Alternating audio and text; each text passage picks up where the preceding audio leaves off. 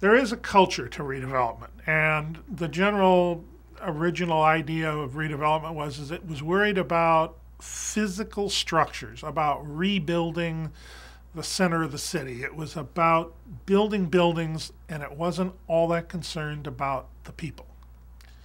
And so it was often referred to in a derogatory way as a slash and burn mentality, that the best way to deal with this was to knock these buildings down, clear them out.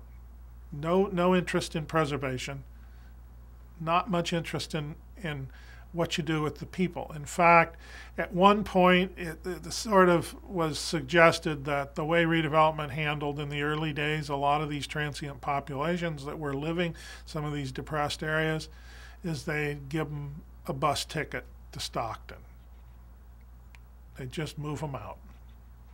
So that's what the original political structure is. The real problem is it would take years for the agency to build more of a social consciousness in terms of dealing with the people. It was really well structured to deal with buildings.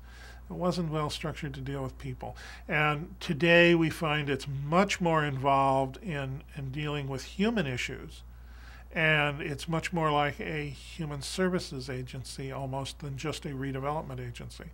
And that's because people became aware of these problems of what happens to these people that you move away. What happens to these businesses you put out of business to tear a building down.